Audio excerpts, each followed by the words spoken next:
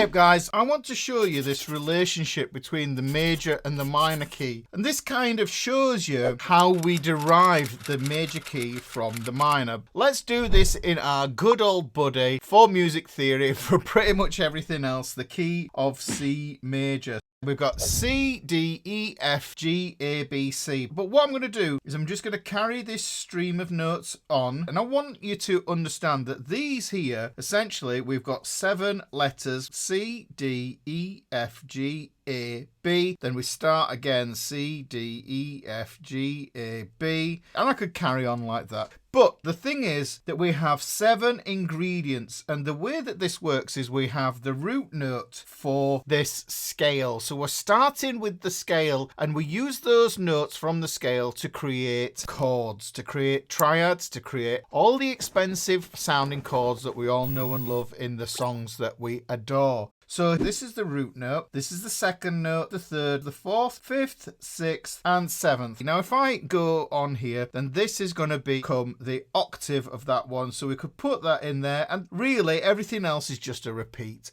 So that is the C major scale from a C to a C. What you've got to think about is that key is like a family. It's a family of chords or notes that all live together, that all harmonize or don't harmonize together, because harmony is either concordant or it's discordant. So here we have this key. Now, when we have family, some things are related to each other. So this root note here would determine that we are in the key of C major, because that's what the root note does. It's the foundation note. So if we take that root note, we can see we're in the key of C major. And if we go up to the 6th, root, second, third, fourth, fifth, sixth. Now this is the critical one here, guys, because this is called the relative minor.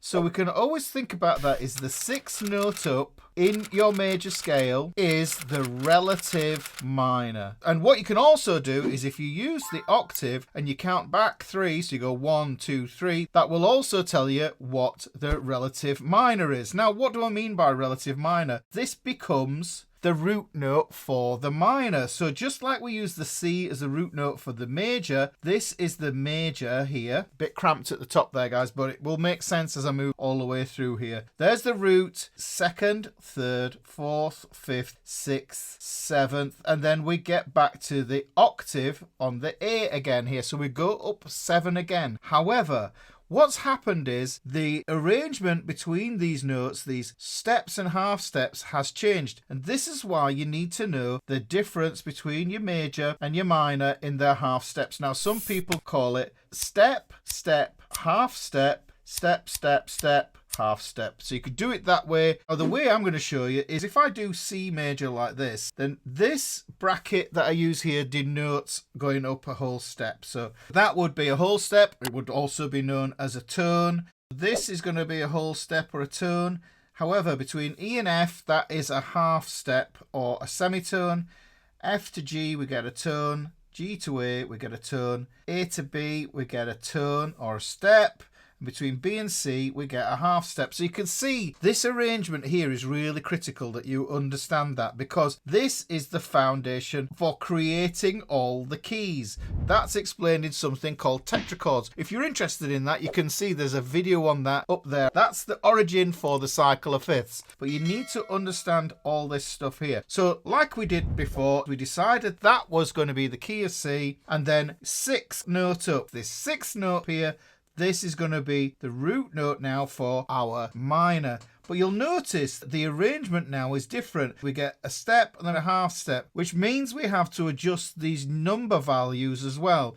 Now, the common way for writing out a major scale, and this is the master template, if you will. Major is the most important tonality because everything else derives from that in Western music. So what we do is we make alterations to this major scale to get all the other scales. All the information you need for the major key is hidden in there. It's just understanding how to decode it. So let's take this A, B, C, D, E, F, G business. Now what you'll notice is I haven't introduced any sharps or flats or anything else to make this into the minor. This falls naturally within this sequence of notes. This is why it's called the natural minor. So getting back to this, if we wanted to consider these here as our root, second, third, fourth, fifth, sixth, seventh, and then to this octave here, and this being our root note, what we've just got to do is make sure that these steps and half steps tally up. We can see that this A to B is a step, that's okay, but B to C is a half step. If you think on a piano where B and C are next to each other, think on guitar where B and C are next door to each other, you can see that's a very visual thing. C to D is a whole step, so we get step, half step, step, fourth to fifth, this D to an E, that's a whole step. E to F is a half step. F to G, that's a full step, and then G to A is another full step. And what ends up happening is we can't just keep this formula here, root, second, third, fourth, fifth, sixth, seventh octave, because that applies to the major. What we have to do is make these amendments. We change the intervals in relation to the root note. So the distance between an A and a C has become a flat third or a minor third. So we just amend that like that there. So root, flat third, fourth, fifth. Now what's happened is the distance between the root and the sixth here has become flattened. So what we're going to do is we're going to call that a flat six. Now if we take the major 7, we're going to have to flatten that as well. And that gives us the formula for the minor. So the minor formula is root, second, flat third, fourth, fifth, flat 6, flat 7. We need to understand that there, guys, because that's how we derive all these fancy exotic scales. Now, I could do the same thing here with a mode, just to show you how this works, because a mode is just an inversion of the major scale. We're going to look at the 4th degree of this major scale here, and that is the tonic for the Lydian mode. So if I do this up here again, if we relate this to our major, what we can do now is we can apply this from this 4th degree here. What we're going to do is we're going to come from this, and this is just to show you really that the minor is essentially a mode of the major. They're related, and this is how this all works. So this is the related Lydian mode for C major. And major has its own mode name, which is Ionian as well. So that's the mode. Now, major and Ionian, there's slight differences between it in our understanding, but we're not going to get lost in that today. So root, second, third, fourth, fifth, sixth, seventh. We get back to this F again that creates the octave there. Now, if we look between an F and a G, that's a whole step. Between G and A, that's a whole step. Between A and B, that's a whole step. And you can see that our major scale has been altered already, because if you look at the major scale formula, it goes step, step, half step, root, second, third. And the 4th is always a half step away from the 3rd. Now this is important because what's happened here is that 4th now has been raised. It's been pushed up a half step, which means it becomes a sharp 4. Guys, this is super important to know. Look at this. So if you take that between that sharp 4 and the 5, that's going to be a half step in there. Between C and D, that's a step. Between D and E, that's a step. Between E and F, that's a half step. We still get our 5th, we still get our 6th, and we still get our 7th. So Lydian ends up looking like this. Root, second, third, fourth, 5th, 6th, 7th. But the only difference between a major scale and Lydian is that Lydian has a sharp 4. You can see the alterations that happened in the minor. This is also known as a mode, as an Aeolian. And this is going to be Lydian. And this is major, like I said before. That's the master formula. That's the template that we alter the scale degrees to pull them around and morph them into these other things. But it happens naturally because of the spacing of these steps and half steps. You can see here, like I said, that was an alteration. That's an alteration, and that's an alteration to get that minor. The more flattening goes on in this here, the more tension we bring into the scale. So this is how this works, guys. That's major, and this is Lydian. This works in any key that you can think of. And in fact, let me just show you how this works. Let's do a key of D major. So Father Charles, if you don't know that, then I have another video on that. Let's just write this out. But what we need to do is make sure this tallies. Now, this is still essentially C major because we haven't added these sharps here. What we need to do now is add those and make this into the key of D major. So there we go. We've got an F sharp there. Then we've got this C sharp. Let's add that on there.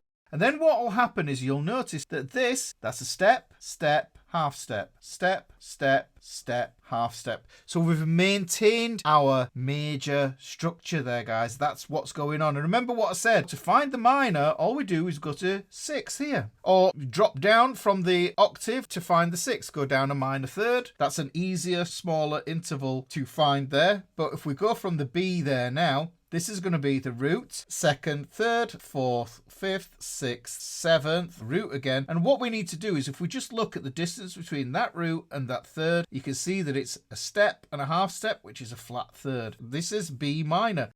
D to E, E to F sharp to G gives us a half step, which means this 6 has to be flattened. Because this 6 was flattened and the next note is a whole step above, this 7th becomes flattened as well. That spells out the formula for us there, guys. You can see that gives us B, C sharp, D, E, F sharp, G, A, and then back to B for the octave again. And this is all you need to do. You can work this out with any key. So we're in the key of B flat here. Now, here's where people go wrong. They try and add the notes up as they're writing them out. Leave it until you've written all your notes out. All you need to do is remember your alphabet. This is in B flat. Because we're in the key of B flat, let's just put the B there and just write out the letters in order. Now, all I need to do is then amend these letters with this business here. So I need to put these flats on. This is a B flat, so let's change all the B's to B flat.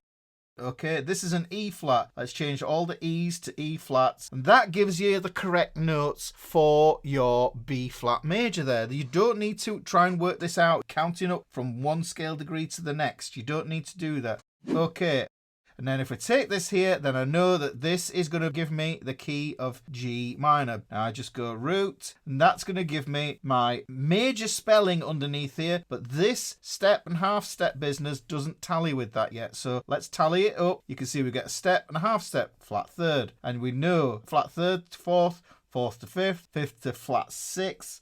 That compensation there to a flat 7. So this just works out the same every time, guys. So the key takeaway is that minor is an inversion of the major, and so are modes. It's important to understand that, guys. It just makes life a lot easier. Now, this is a really useful thing to just sit and work out, but you will struggle with this if you don't understand your key signatures, these guys here. And if you want to learn how to do that, then you need to watch this video just here.